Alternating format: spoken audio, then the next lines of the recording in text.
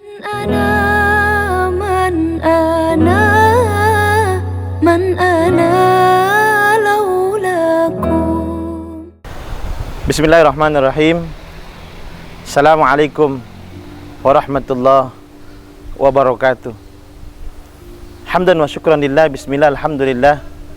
Wassalatu wassalamu ala rasulillah wa ala alihi wa sahbihi wa mawala. Amma ba'du. Rabbi shrah li sadri wa yassir li amri wahlul 'uqdatam min lisani yafqahu qawli. Ya alim, ya fattah, iftah lana futuhal arifin. Para pemirsa dimanapun berada, pecinta JEK TV Jambi, insyaallah dimuliakan dan dirahmati oleh Allah Subhanahu wa ta'ala. Mudah-mudahan kita semua sedang dalam bimbingan dan lindungan Allah, sehat selalu, dimurahkan rezeki kita oleh Allah dan dimudahkan segala urusan kita oleh Allah Subhanahu wa ta'ala.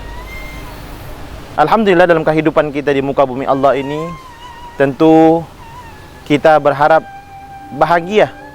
Demikian pula kehidupan berikutnya di akhirat kita juga akan bahagia.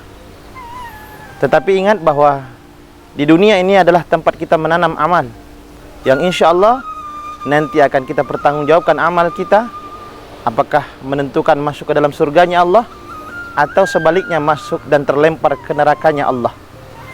Oleh karena itu tentu kalau ditanya kita mau masuk surga atau neraka, jawabannya tentu semuanya menjawab kita kepingin dan sangat menginginkan masuk ke dalam surganya Allah. Tetapi ingat, memasuki surganya Allah tidak mudah. Ada yang harus kita lakukan, tentu amal-amal kebaikan yang harus kita lakukan. Rasulullah SAW menyatakan ada 4 golongan manusia, di antaranya yang nanti akan masuk ke dalam surganya Allah, yang dirindukan oleh surganya Allah. Rasulullah bersabda, al-jannatu mustaqatun ila arba'ata nafarin. Ada 4 golongan manusia yang akan dirindukan surganya Allah. Pertama, talil Quran. Siapa mereka?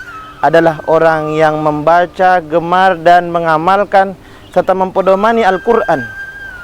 Apakah itu termasuk ke dalam golongan kita? Sudahkah kita baca Al-Quran? Sudahkah Al-Quran kita jadikan sebagai pedoman hidup kita? Sudahkah kita talaah Al-Quran? Sudahkah kita baca Al-Quran dengan tahsin, dengan baik? Tanyakan kepada diri kita.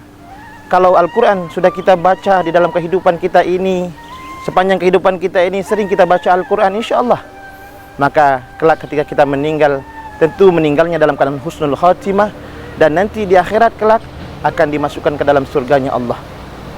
Al-Quran yang kita baca, kita amalkan, kita pelajari, kita pedomani, kelak juga akan menjadikan syafaat, memberikan syafaat pertolongan kepada orang yang membaca Al-Quran semasa hidupnya. Rasulullah juga menyatakan dalam hadis yang lain, Iqra'ul Quran fa innahu ya'ti yaumal qiyamah syafi'an li ashabi.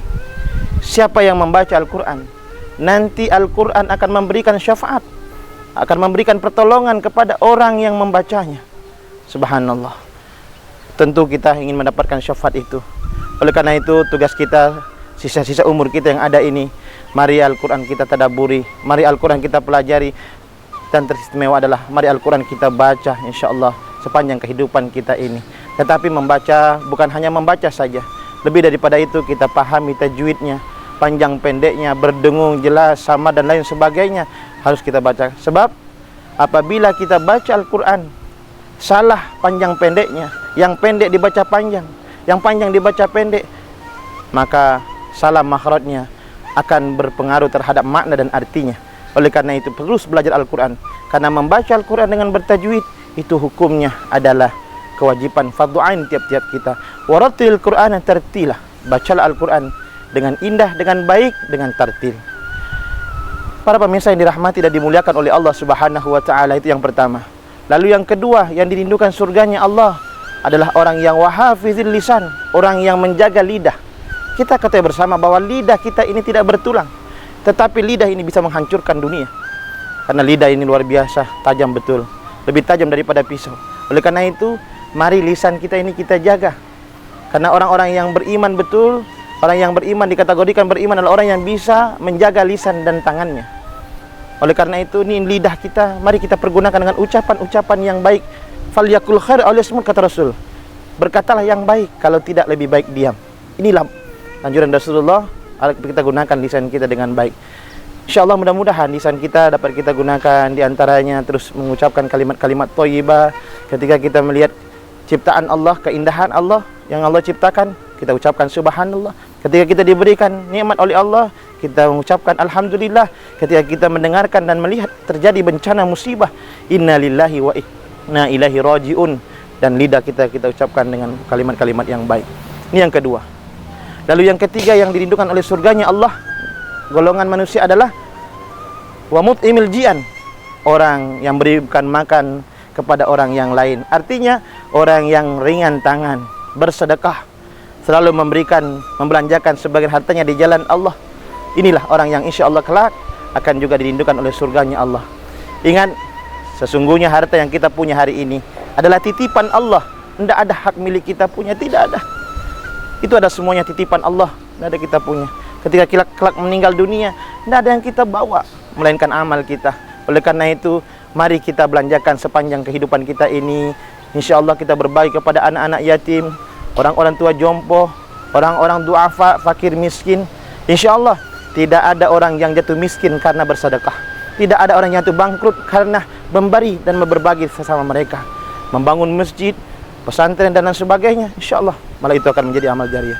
Lalu yang terakhir, para pemirsa yang dirahmati dan dimuliakan oleh Allah, yang dirindukan surga adalah yang keempat, wasaimina fi syahri Ramadan, adalah orang yang berpuasa di bulan Ramadan. Mudah-mudahan kita mampu melaksanakan ibadah puasa Ramadan di suasana-suasana apapun, dan mari kita memperbanyak amaliyah di bulan Ramadan itu, sehingga insya Allah selesai Ramadan kita pun menjadi orang yang suci, meninggal kelak kita insya Allah meninggal dalam keadaan husnul khotimah dan surga menanti kita.